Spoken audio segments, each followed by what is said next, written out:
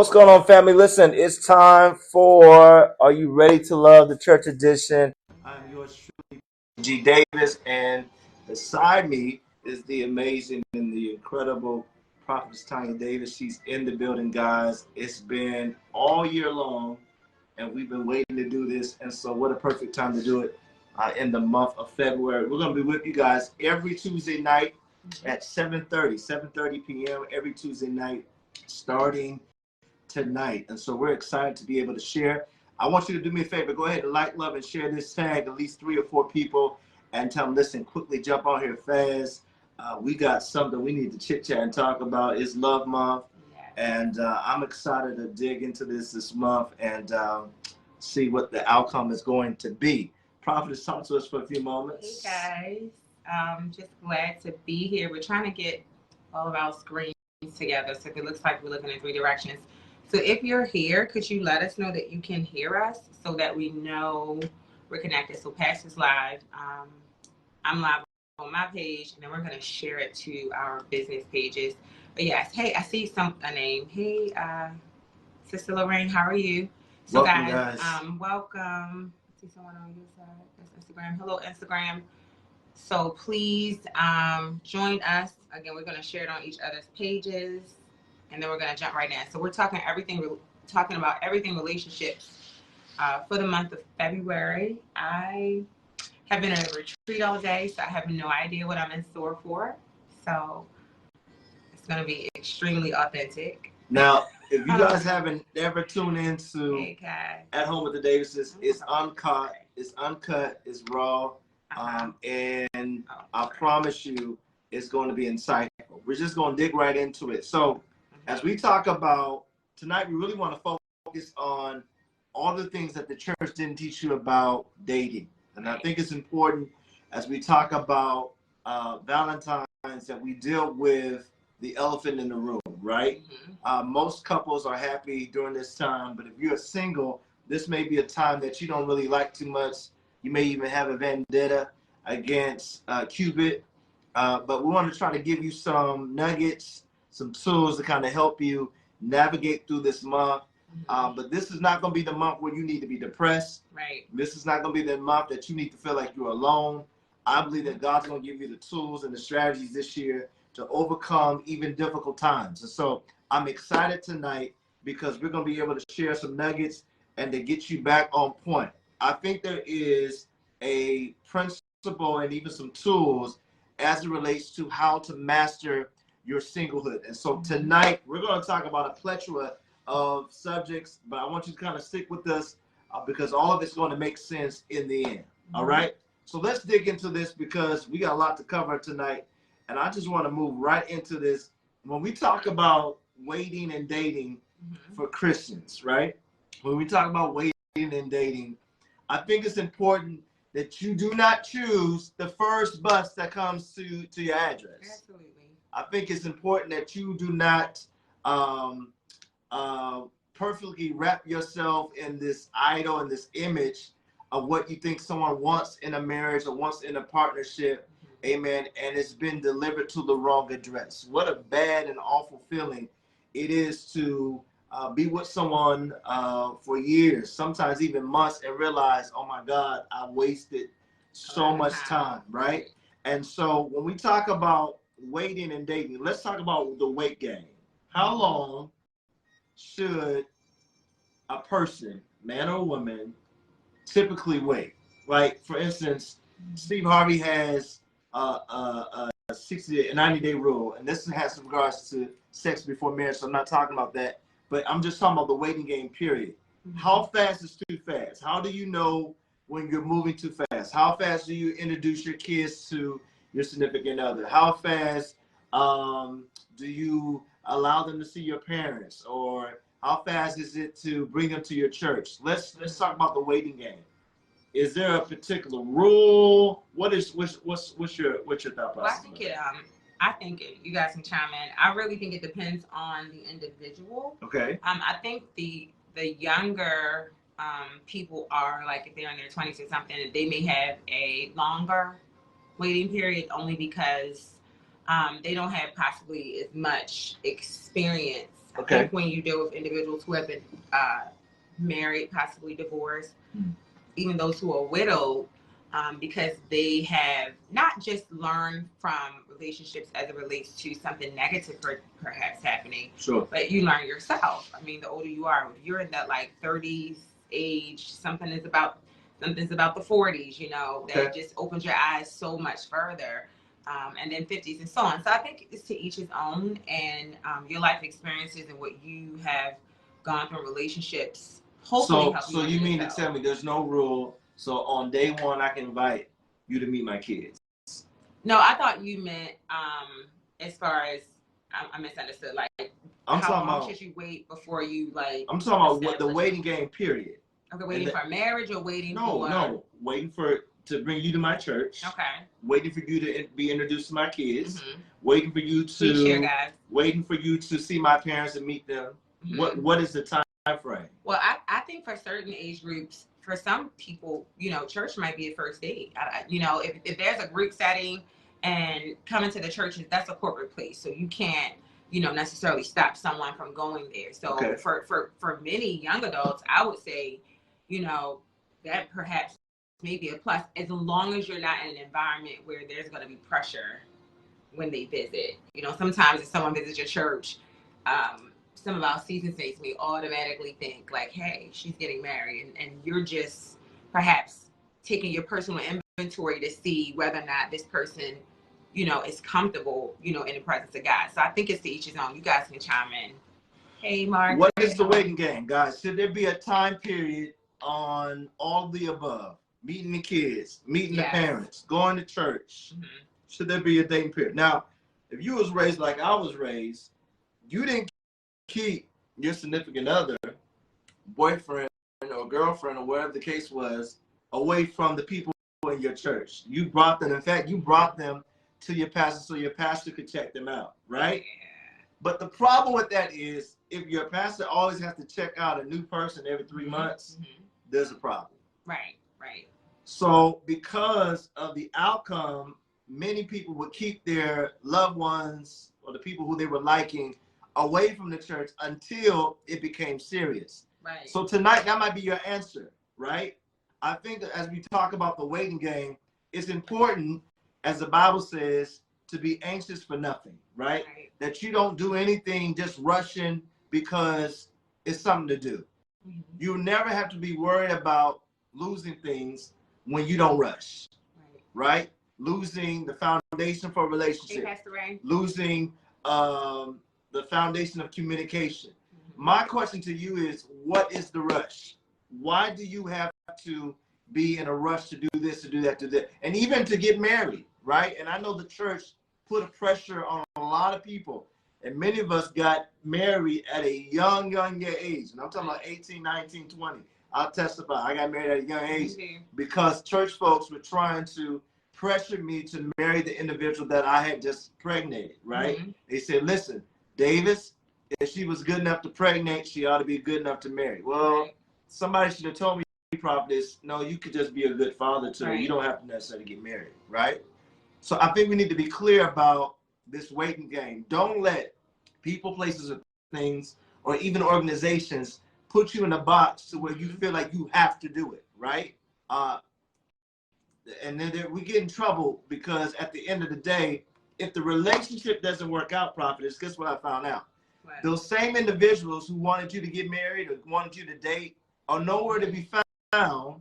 And if it doesn't go the way that they planned, I told you should have dated him. I told you should have married her. And there's always this conflict because you're listening to the wrong voices, right?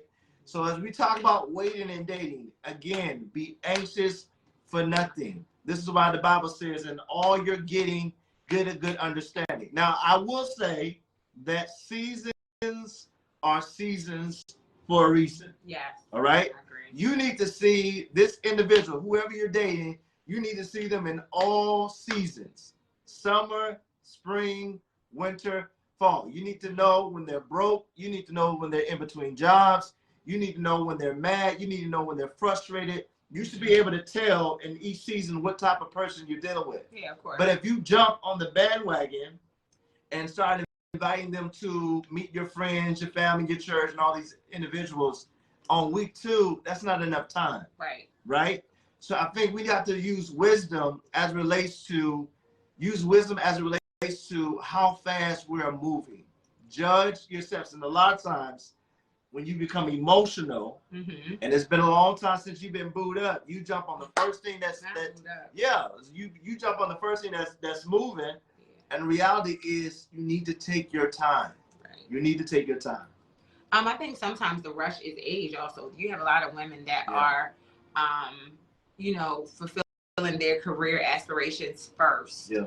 And they're getting married later. They're having babies a lot later. They're starting their families really, in their 40s. And I even know someone that had a baby at 50. So sometimes there's a rush because the time is ticking. And, the question often comes up, would you rather, once you're done all of those things, find someone and then rush into it because you know yourself and you guys have had a conversation about checking these boxes off, or do you still go through that long waiting period? I think it's to each his own. Absolutely. I do think wisdom is the principal thing, and I think that naturally you should be able to fact check with the Holy Spirit, but I also think that there are some things that's going to happen, hey kid, that you are just not going to be prepared for.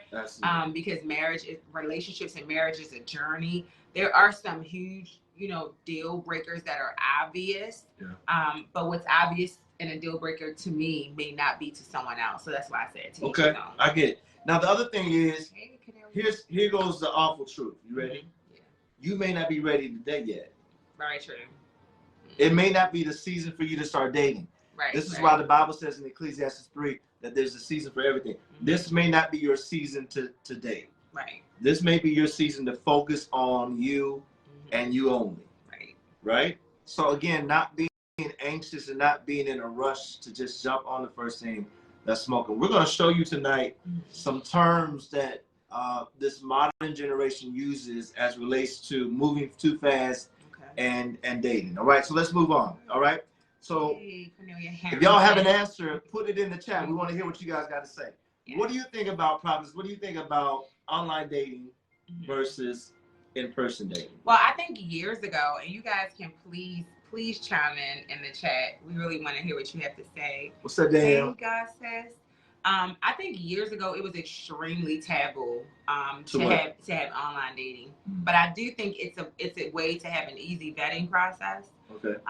Just showing up and meeting someone for the first time, you may have gotten a physical picture. Now things are in your phone, but now there's a way to figure out if you need to wean someone out before going through that whole process of showing up. So I do think there are ramifications around it and you need to be careful, but I think online dating is a way to, get to know someone before investing your time outside of your phone and meeting up with someone.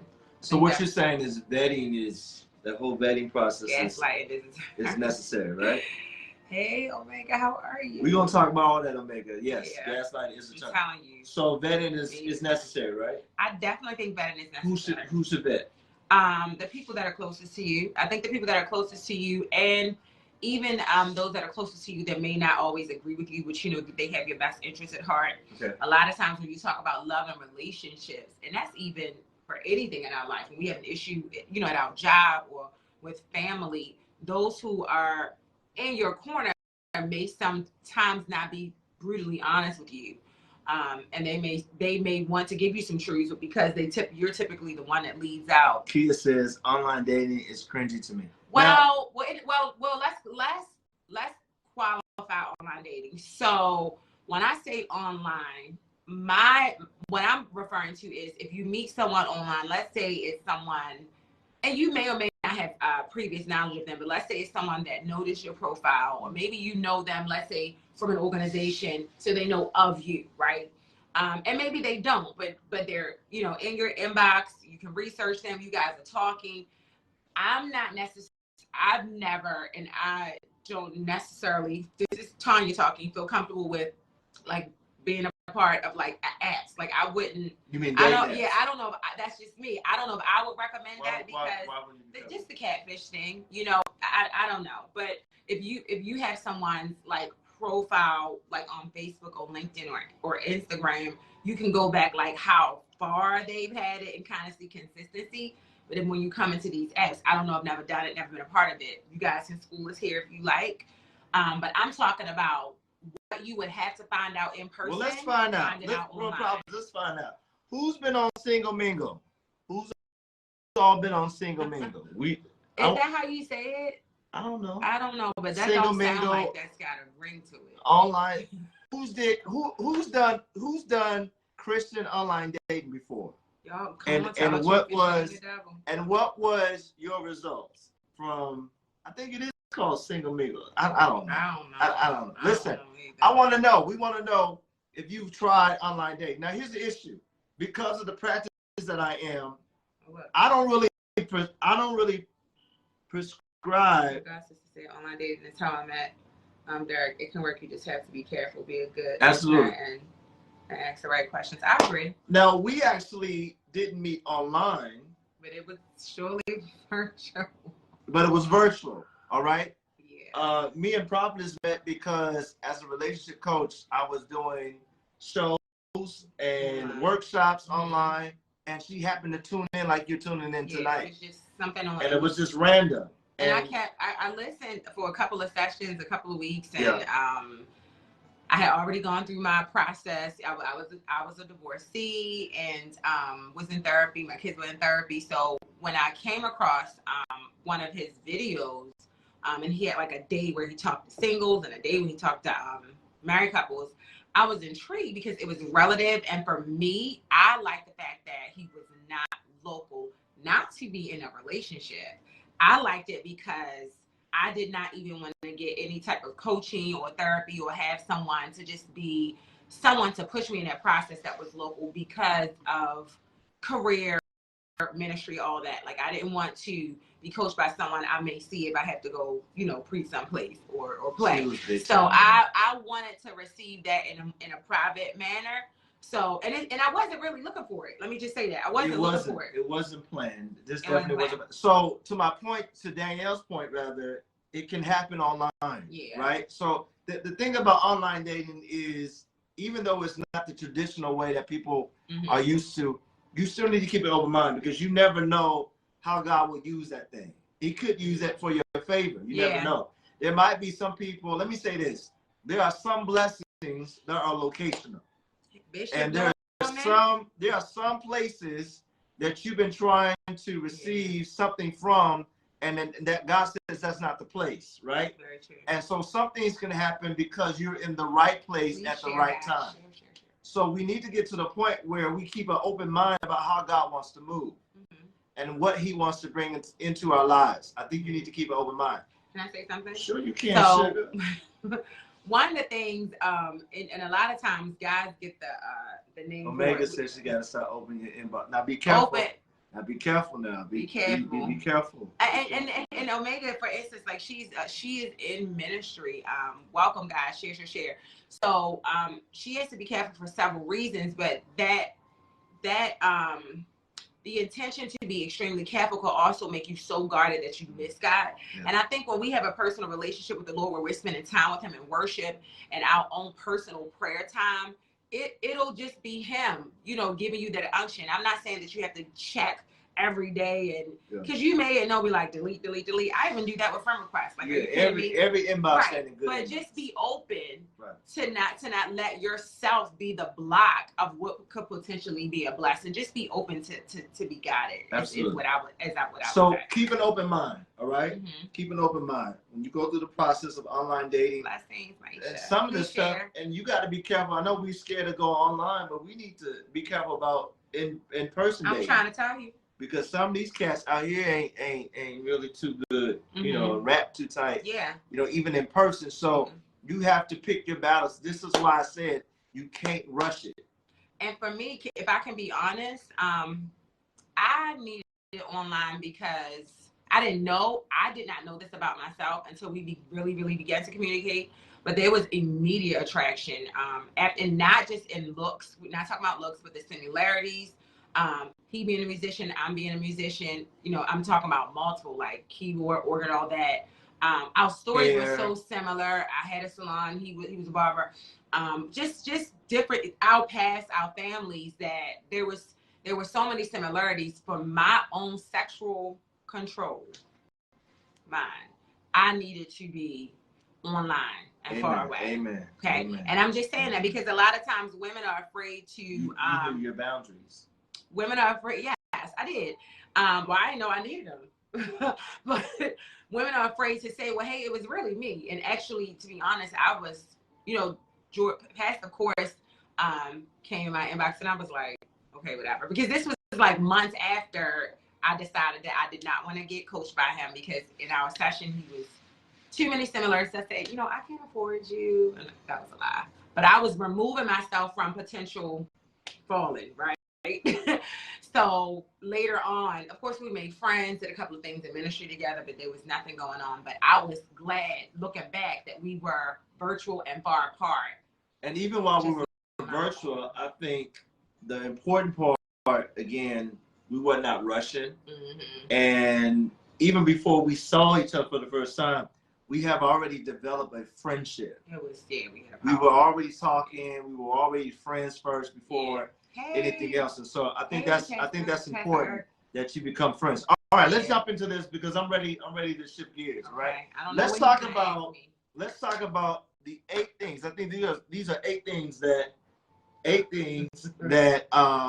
the church did not teach us, and we're going to talk about some modern terms that you may not be aware of because you've been shouting and dancing and speaking in tongues. Okay. Are these things that tell you you're not ready to love? No, these are things that you need to be aware of to see if you are ready to love. Okay. All right. All right. Because you may be in a relationship with somebody who's not in a relationship with you. KJ Shawnee. Okay.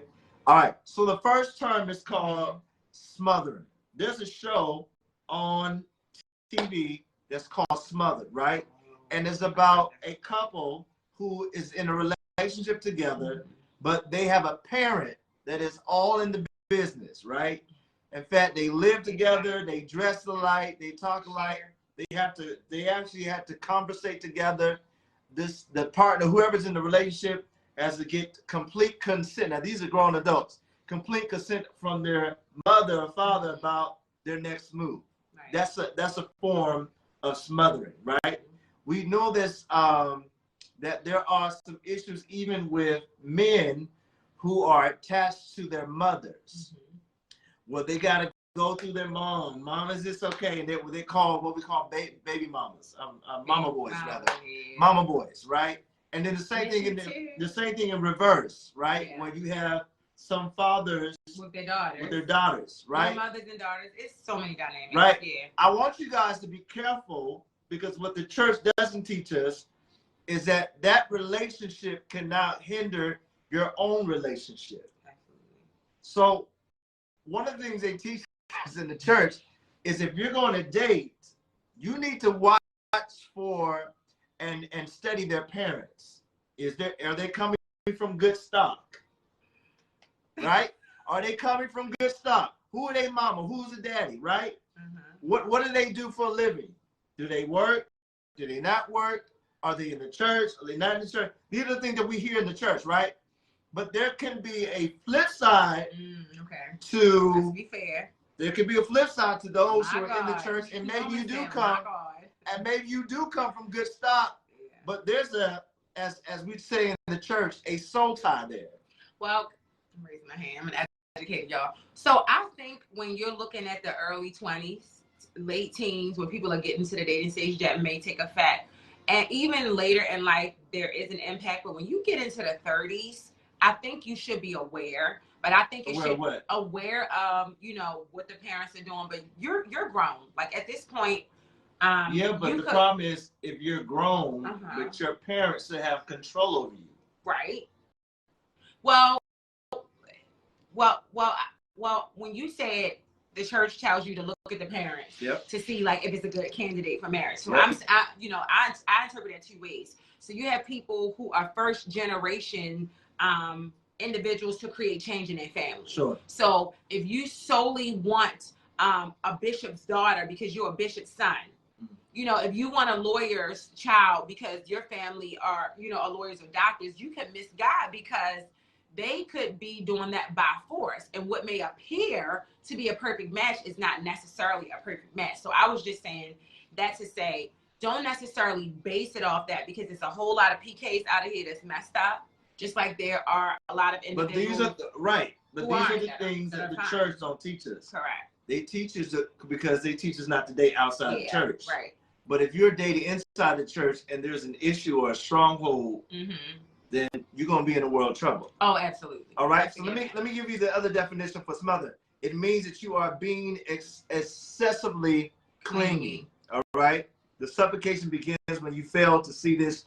You believe that your relationship is alone and is enough to fulfill their needs. All right. Sometimes, even in marriage, sometimes you can feel like you're smothered, like your husband is smothering you. You can't go out with your girls. You can't do this. You can't do that, or vice versa, and you don't have that liberty, right? I think it's a terrible thing to be in a relationship where now you're being smothered and it feels like control. So Omega says, sorry, Pastor, the term dating wasn't ever used when I was growing up. It was always courting. Very true. Absolutely. I agree. So I had to learn and teach myself about dating. And I think there are stages. Well, let's talk. Let's break that down. So right, though. So what's the difference between dating and courting? Well, I think courting is discovery. You know, I think it's a discovery phase. You've been listening to my class. Yeah. I think courting is discovery. Like, I'm discovering who you are. Like, even if I want to take it to the next step of dating, I think that's important. I think, and I do, let's say this, I think the church had the right idea in mind. I honestly believe that people give us the best of what they have. It may not be the best according to our standards, but in order for you to see people at their best and not perceive them as wrong when it could be misunderstood, I try to look at individuals and say, well, that was the best of their ability. Or you could just walk around really messed up, like don't even get into the details. But I think courting is important because I think you should be able to vet and discover, like, who, you know, is this person. Because when you're dating, you're basically not married yet, but you are now in the phase of modeling.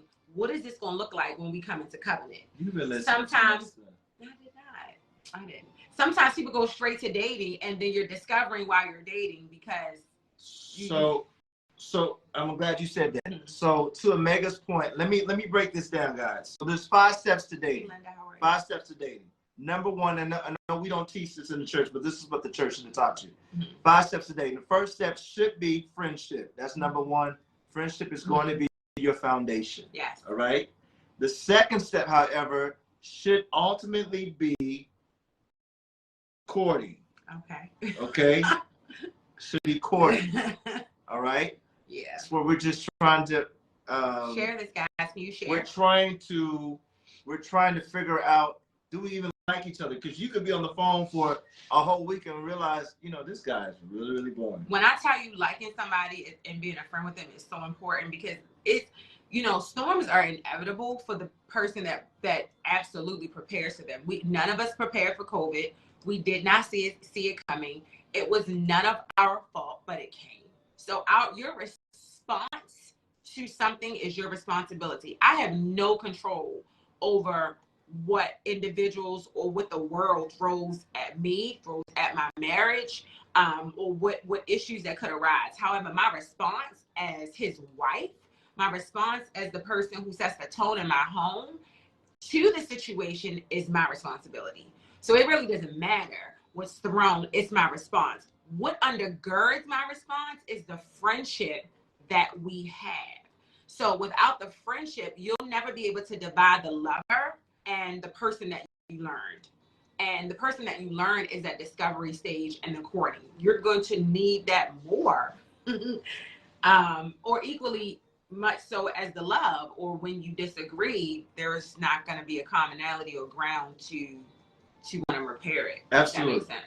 So let's go back. So number 1, and it's on your screen. First step is friendship. All right. The second step should be courting.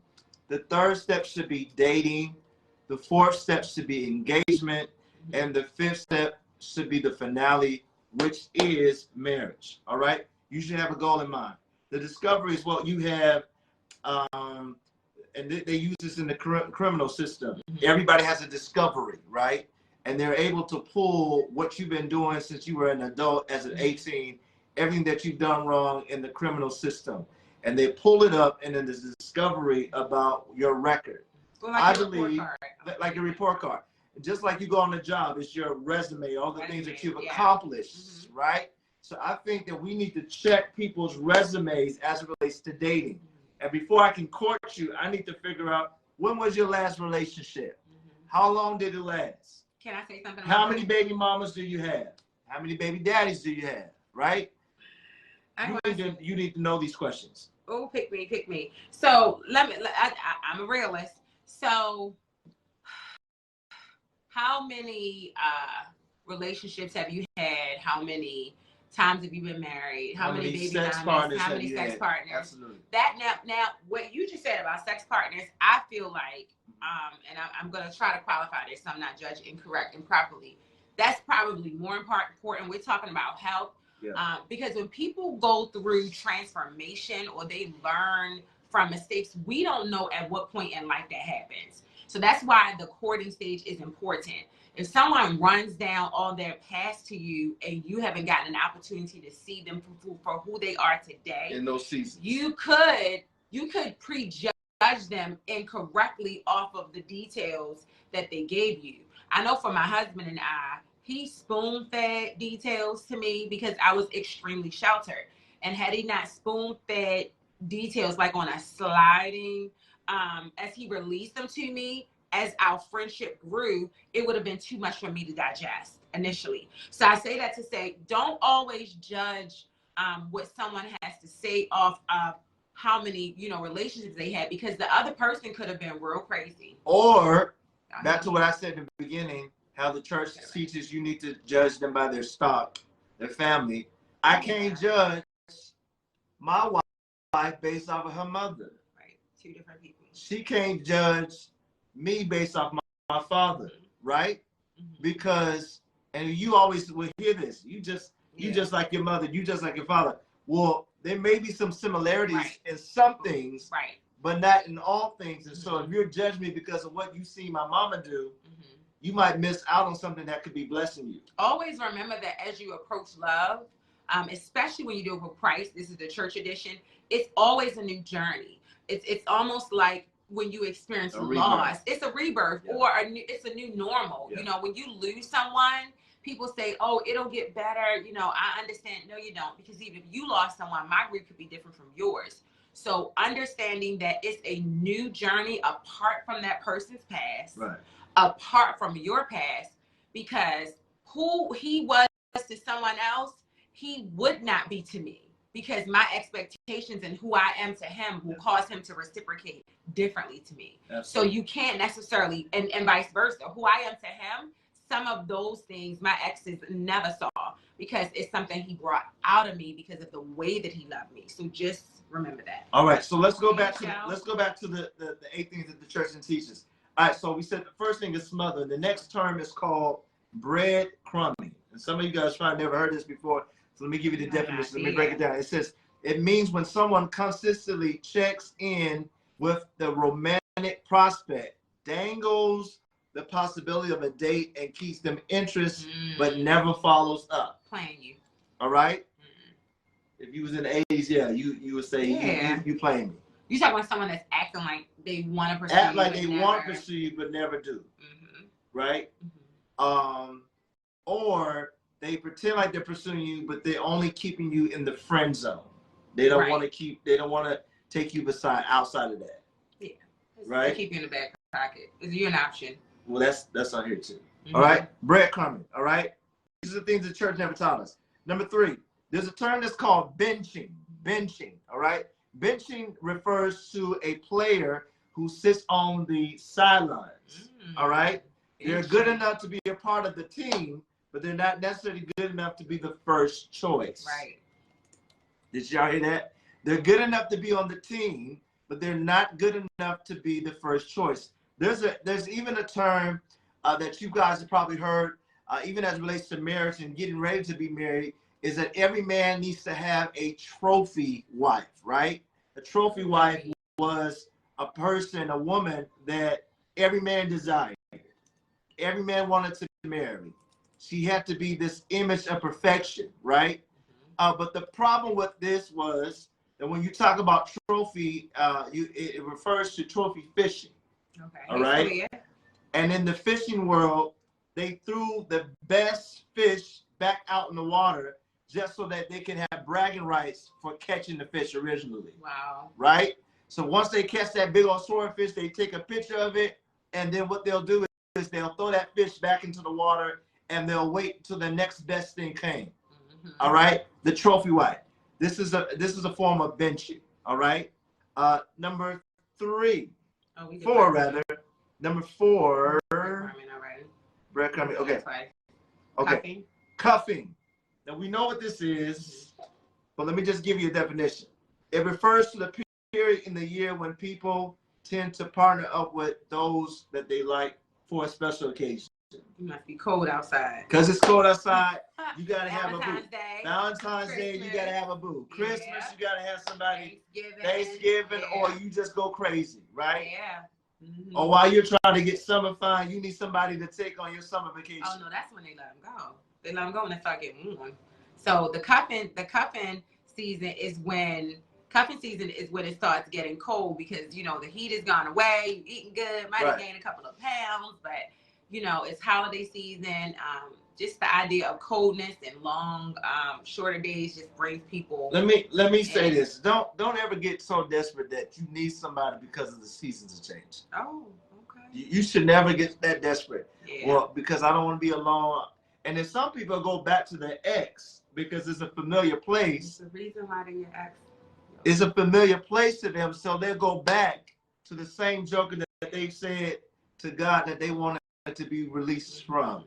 I never understood that, but whatever. Don't do that. Don't make that a habit. All right. There's a term that's called love bombing. Love bombing. Love bombing. All right. It means that somebody, man or woman, is showering you with compliments, gifts. Early on. Okay. Gifts, compliments, all types of affection, all type of attention. Hello, church. And they're trying to grab your attention, amen, so that they'll be on your team. All right? Yeah. So no, he didn't. So here's a problem. Here's a problem with love bombing. And females, this is where y'all gotta be careful. Ultimately, every man knows you want to hear good things, right? I don't know no female who want to hear negative things. Right. You ugly, you fat. No, nobody wants to hear that, right? But then when you talk about somebody who's just throwing these, these words out there, and you start liking it, but then his actions or her action doesn't match rather what they're saying, ma'am, sir, you're being love bombed. Right. Right? But you're blinded because now you're in your feelings. Now you're so feeling much, yeah. Because this might be somebody who all of a sudden came into the picture and you have never heard these words before, and now you start feeling this attraction. This is also a problem in the church. Here's where I get in trouble, Prophetess, because I gotta say it. You want to tell me in my ear first? No, I gotta say it loud, because this is why in the church for single women who, particularly who have male pastors, all right? You're a single woman. Let's say you got kids, you don't have kids, whatever the case is, but you've been single for a long time. This is where single women start getting attracted to their pastor, because this is the one voice every week that is consistent, that tells them that you're gonna make it, you're gonna overcome this. There's greater on you. I'll save it. You look good. Come on, I'll save it. You look nice. This is where you get your encouragement from, and this is why it's so easy for single women to be attracted to their male pastors. So that's an immediate. Just cut off, like get off the apps, get offline if you need to, because that's a sure sign that you are not ready to love. Correct. Just that's Absolutely. That's not. This is also the same reason why you are attracted to somebody at work, because now we got boos now. Work husbands. Work husbands, because church somebody husbands, at work has been always complimenting you because you don't get that at home. So, but you get it at work, and now that person is love bombing you. So what do we tell, Pastor? What do we tell the woman or the male who feels as though they're lacking that and they're really falling into something that they thought is appreciation? What I would suggest for you to do is begin to tell yourself those things. If it means getting sticky notes and all the things you want to hear, putting them on your mirror, taking yourself out on a date, buying yourself flowers. Like in your single stage, even if you lack those things from previous relationships or in your childhood, you need to make yourself comfortable and used to that. How do you get yourself out of a love bombing situation? That's a good question. That's a good question. How deep are you in? So when you know better, you do better, right? Yeah. So this information tonight is how you're going to be able to get out. Once you have the information, then you have the tools and the principles to make the next move. Right. Here's the problem with what you're saying. How do you get yourself out of love bombing? Right? Remember, is the person bad or it's like I don't know. Regardless if they're bad or good, here's the issue. If you know that that you need to get out of this situation, one, you need to make a decision that you want to get out. Number two, you need to think about the fact that love, my friends, is an action word. It is. It's not just you saying I'm this, I'm that, and to flatter me or to boost up my self-esteem and boost up my ego. If your actions are not your action is not matching what you're saying, then there's an issue there. Right. Hey, Chanel. Then you just pumping me up. You gassing me up. Right. So the love bombing means you're getting all of this, but then at the same time, you start noticing behaviors that are just not safe emotionally. So you may just have to cut it. I think you should probably. We tried to reconcile, but I don't see any changed behaviors. Again. Oh, it's a strong no. Again, love. All right. And we gotta be careful because this is what the church teaches.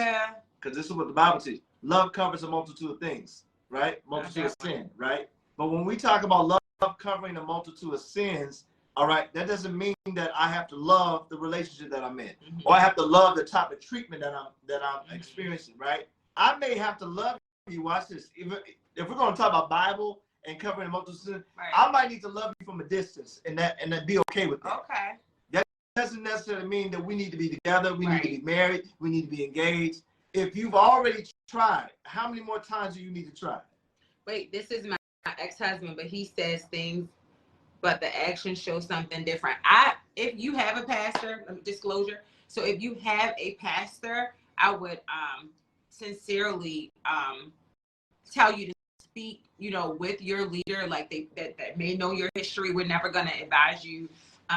If you have someone that covers you and prays for you, be very careful, especially when it's someone that you were with before. Because I know women that married again their spouse again, but it was for the better.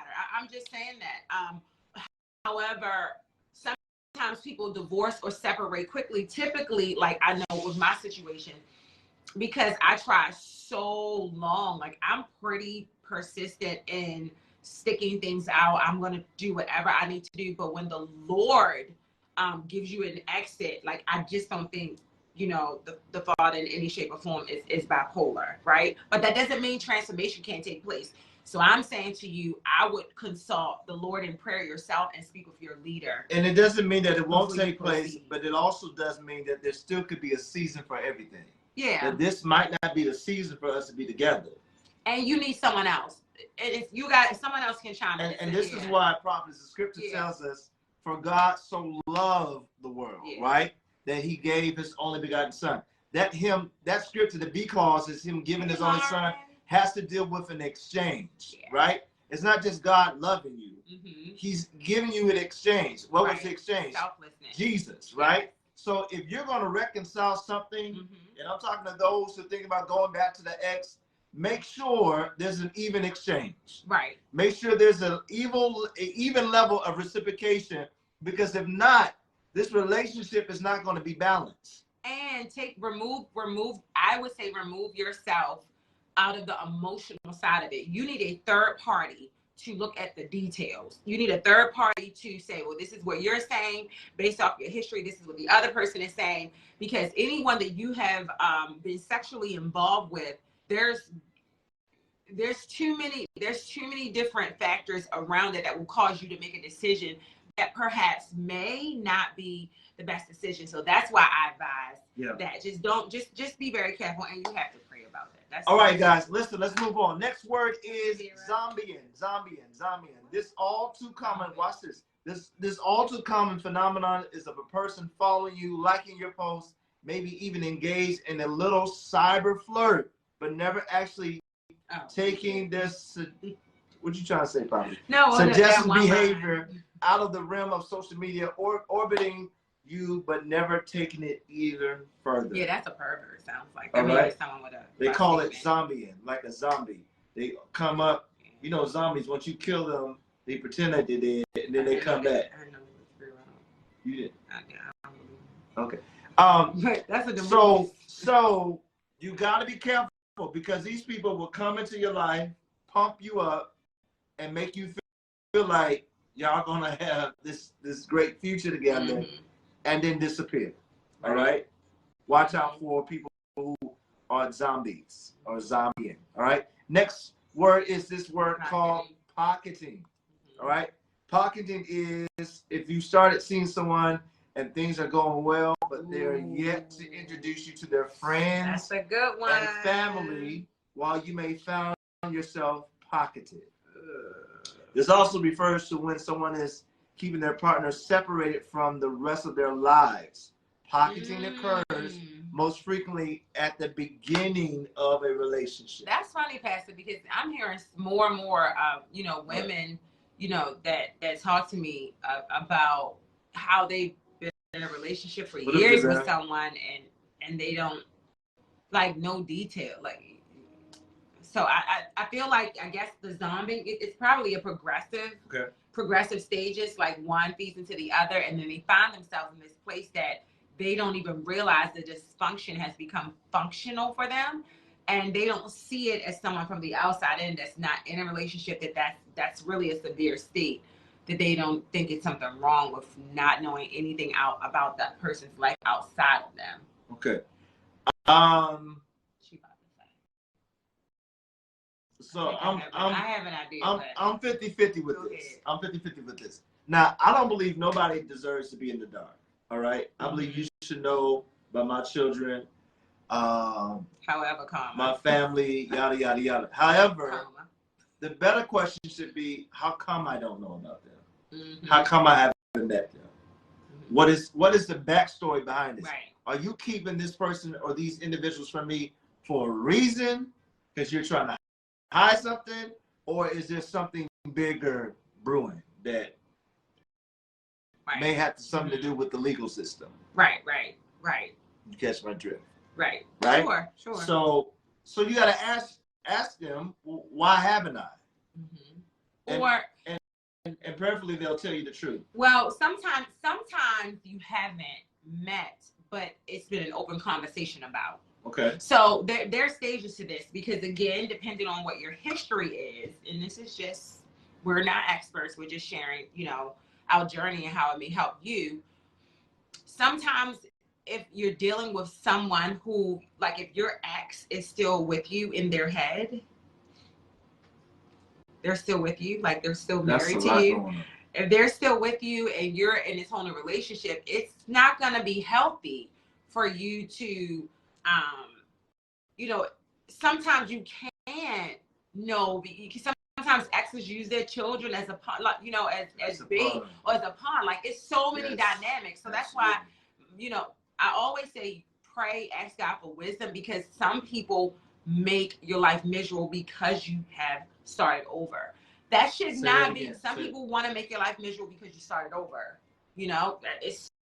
And they thought you was always going to be single. It's just the reality. But if you shared with each other, there goes the friendship stage again, about, this was my story. This is what I went through. These are some of the behaviors. Some things that you'll hear it's going to connect the dots. You may not necessarily agree, but it kind of makes sense. But it shouldn't stay that way forever. Like as time progresses, you should see an opening where that can happen. It just may not be at the pace of someone else's typical relationship because of the dynamics of your past. So, I mean, sometimes your family, you know, and sometimes they off the chain, and you don't want to, you don't want to bring that to your relationship. It's not always that someone is hiding something. They may be hiding you from a headache initially. I'm not saying forever, but just be open to. All right. You know. I hear you 100%. We're gonna end this tonight, but I want to end this with a bang. All right. I want y'all to really think about this. Oh Lord. I gotta do it. If I don't do it, Prophetess, who gonna do it? I want to go deeper because one of the elephants that's in the room that the church does talk about is the subject of shacking. Okay, is the subject of shacking. Mm-hmm. All right, we know that we shouldn't do that if you're not married. Yada yada. You shouldn't do it at all. We got that. But one of the things we don't talk about is because if you talked about this probably indicated that you were probably already having sex. Well, not even so much birth control, but sex in the church or people having sex in the church is a taboo subject. Okay. All right. But I want to take it from this point, and I want you to hear me clearly, because there are some individuals, right, who abstain from sex. Mm-hmm. Love the Lord, read the Bible, speak in tongues, and they did it the right way. Yeah. Okay? Got married, did it the right way. But they found out because they didn't ask particular questions that the person that they was marrying, the guy that they were marrying, they weren't compatible. Had ED. We have a problem. It's over. What do you do when you've done it the right way and you find out that there's an issue? There's an issue with your partner that you waited for. And vice versa, even the female. Yeah, hey, there's Mother an issue. Doris, how are you? What do you do? Because the reality is, now I hear the church folk here saying, well, you got to pray about it. God, what's for you, it's for you. And if God told you to marry this man, to marry this woman, and God's going to turn it around for you. However, if you don't take care of your temple and your body, God's not going to do it for you. Right. I agree. So, we don't talk about men that are not even sexually capable. Mm-hmm. Or women that not even sexually capable. Because it's always downplayed. And it's always the flip side of even talking about this, oh, you in sin, you burning. This is why. No, you want to know because the reality is we should know about those things. And how many partners have you really had? Right. Have you ever had an STD? And was your partner all human? Probably. No, come on now. Some of the diseases that are popping up are not from humans, and we need to stop playing. Yes. And again, but that's things that need to be exposed because we will not look at that person as living in sin, but you don't realize they have this, relationship that's not holy with their home. And I don't want us to go. I don't want us to go too far. I don't want us to go too far as Christians, but I think the conversation needs to be had. The conversation does need to be had. And even as we talk about fantasies, because you're gonna be like, well, what? I don't do that. That's not what I'm into. Kids say, if you've never been with anyone besides your partner, would you really know if there was an issue, or are we talking about born again virgins? So that's good. That's very good. And I'll say this in G form. So I think some of the friendship that we talked about in the beginning and the discovery, there is a mystery to marriage. Like some things, the mystery is because when you are in covenant, God blesses that. And when he blesses that, things begin to happen. And you can literally pray for God to give you what your partner desires, what your husband desires, you know, or what your wife desires. And you will find yourself saying things you never said, doing things you never did, because the opposite of a woman being concerned about if the male has an issue sexually is if the woman is sexual enough, right? So usually it's if the woman saying, well, he, whatever, you know, this is reality, guys, we're being G-rated, but there are needs and desires, you know, that it's not wrong. It's not wrong for your spouse to say, but this is what I like, and I don't like that, and this is what I prefer. Again, that discovery stage, once you are dating, you're talking about all of that. Like, you have to verbalize it, and I found that verbalizing it really supported our courting and but you're not talking about it so that you can go upstairs and experience it later. That's not what we're talking about. No. We're talking about this because I need to know what I'm getting myself into, because I'm talking to individuals. Well, but we're talking to individuals who are tired of dating, right? Hey, Bishop McLean on here. Even in the church, bless you, sir. Even in the church, you should be dating to be married, right?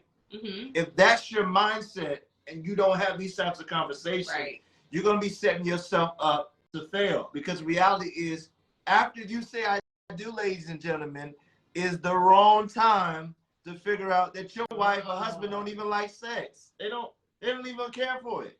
In fact, they don't even want to be touched. It's a term that's called asexual, because they've been raped or molested or abused. Mm-hmm. That when they look at that, that's something that turns them off. That's something that they don't. That trauma doesn't. Sorry to cut you off, babe. That doesn't mean that person can't grow from that. But if it needs to be discovered in that discovery stage, so you perhaps can go to therapy together. But sometimes we're not our vulnerable selves. If you can't be your complete vulnerable self, it's not time for you to get married, because your husband will think that you're just being mean or something like that because you haven't dealt with something that's 25 years old.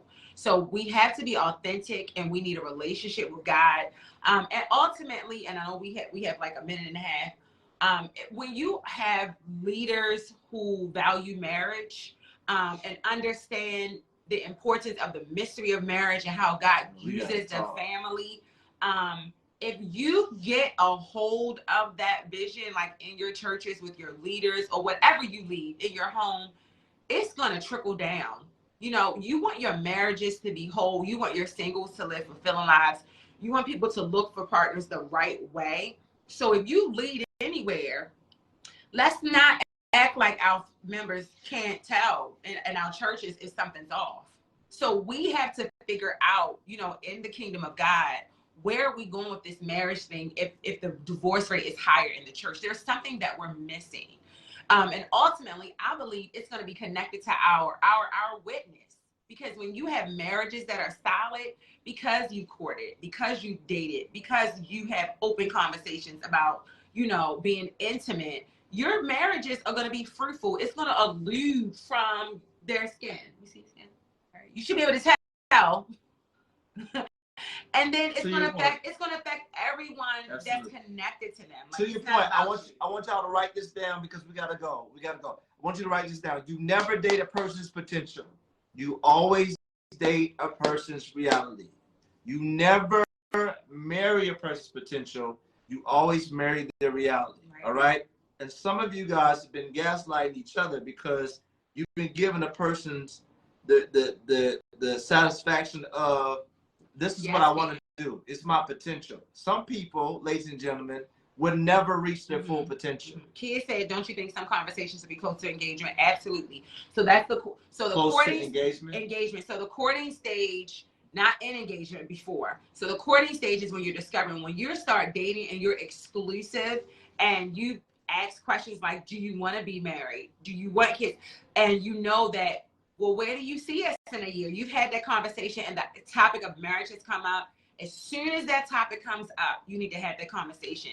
Getting engaged and then talking about the desires of your spouse is the wrong time, because you don't need you should talk about it in dating. And I said in dating, I said not in courting. She said closer to engagement, which is the dating stage. Right. Which is because stage 3. You need to know. Because you need to know if you're wasting your time or not. because you can get all the way up to dating and courting, and I'm sorry, all the way up to engagement, and realize this man never wanted to be married. And then you know what happened? And then you realize he bought you a ring. And you took the words. Listen, I got you. He bought you a ring you having a wedding to keep you, and we go back to that term benching. Yep. He bought you the ring so that you wouldn't ask him about marriage no more. It helps. It helps to prolong the time, because you've been wanting to get married. When we gonna get married, when we gonna get married? All right, I'm gonna buy you a ring. So but that's pretty powerful. I was gonna say that because you have the ring, your mindset has shifted to being excited about planning a wedding. And a lot of times the engagement stage, women go blind to all these signs because you went straight there and you didn't date properly. Because once you get a ring, and it doesn't even have to be you, it's society. You're looking at wedding planners. What dress is it? Now you got social media. You're trying to impress them, and you're missing it because you didn't discover enough and then find enough in the dating stage. So that's just a. So these things, guys, are some of the things that the church has to begin to now reteach. Yeah. All right. Some of the things that you've heard about relationships and marriage, and everybody wants to get to the goal, the finished goal, which is marriage. But I want to tell you, you may not get to that goal. You may not be married. Everybody is not designed to be married. And there should not be a peer pressure, especially from those in the church, that make you believe that you're supposed to be married by now. That might not be the case. Jesus was never married. He's married to the backslider. All right? Jesus himself was never married. So that might not be your calling. But for those of you who know for a fact, I'm not even supposed to be out here dating like this. I'm really supposed to be married by now. Then you have to start preparing for marriage. One of the things that I tell clients is, for those of you who really know that you're married, I want you to take a portion of your closet and empty it and use half of your closet. If you got dressers, use half of your dressers. Start preparing for your husband or your wife. Because you got to start getting in the mindset that I now see my spouse on a day-to-day basis. And that any moment now, my situation can change. But if you've never prepared, this is why the Bible says he'll never give you more than you can bear, which means that God is never obligated to give you nothing that you never prepared for. So if you want that husband, you want that wife, start preparing for it. Yeah. I actually told Pastor the other day, and I said, babe, tonight is 22. Like, I'm feeling some type of way. And this is crazy because we've been together 6 years, and tonight is going to graduate from college, and I'm like not ready. Clinton is going to be 16 next week. And I said, babe, I think this is random. I said, but I think we better up our wedding fund. And it's not because something necessarily brewed. Look at this. Ain't that something?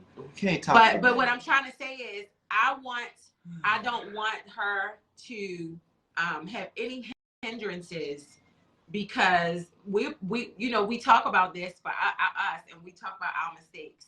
And she's like next in line, and we're teaching her a different way to move, and then you have to be ready, not to rush it, but then as a parent, you have to be ready to support. Like, okay, we've said, stay focused, stay in school. Okay, she's about to graduate with her degree. She's going to grad school. So she's now in a position where she's preparing to move from Tanya, the daughter, to Tanya, the young adult, who is now walking as a wife ahead of time before she's found.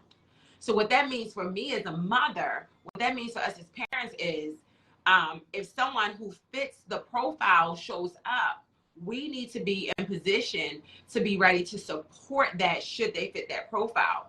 And that's what I meant earlier when I said, once we get it right, even if you've gotten it wrong in the past, people of God, especially those in leadership, you are then going to have the wonderful opportunity to see your children not have to go through the mistakes that you did in these steps, because now you are remodeling, you're changing the narrative, and you're not going to have to see your kids, divorced once or twice or whatever, because now you have switched the mindset of what's going to happen. So here's 2 questions I want to ask you guys, and we got to go. Hey, Karen. 2 questions I want to ask you guys before we go. How many successful dating couples do you know? How many successful dating couples do you know? Dating, not married. Not married, dating. All right. I want you to throw that in the chat. Throw that number in the chat. How many successful dating couples that you know? All right. How many successful married couples do you know? All right. Reason why I'm asking you this question is because you should surround yourself with people who is doing either dating great, marriage great, and you need to learn from them. Yeah. Right? There's a term out there, a phrase that says you become the sum total of who you hang around with. So you're always around people who have experienced divorce or separation or can't keep a man, can't keep a woman, then sooner or later that spirit is going to rub on you. Yeah. So you got to make sure that you're in a place where you can learn from others, right? And make sure that you're doing it the right way. There is a proper way to master your singlehood, and that's really by taking your time and learning the tools and the principles to be successful. All right? We got to stop, guys. Next week, I promise you, you don't want to miss it. We're going to be talking. It's a secret. I'll share it with you. I'll share it with you. Listen, I'm going to share it with you before the week is out, but I promise you the fly's going up soon. It's going to be good. I promise you don't want to miss it. You want to meet us here every Tuesday night at 7:30 right here. Facebook, Instagram, YouTube, meet us here. I promise you it's going to bless you. If this live has blessed you, I want you to like, love, and share this. Tag this to somebody and say, listen, you got to check this video out, and we'll see y'all next week, all right? All right, next Tuesday. Y'all have questions, concerns, you can email us, inbox us, either at thewellchurchbaltimore@gmail.com or inbox us, and we'll get those informations. Even if you have questions about dating, next week, we're going to probably be talking about marriage, all right? For those of you who are preparing for marriage, we want to get you ready, all right? Because after you say I do is not the time to start preparing for marriage. So for those of you who are interested in being married and being married the right way, hear me. Let's chit chat. Let's talk next week. And then I promise you, we're going to answer all your questions. Even from tonight, we'll answer your questions on next week. So, all right, we'll see y'all soon. Right, until then, as we say to you, all shall be well. All right, talk to you soon. Have a nice night. Bye, guys. Later.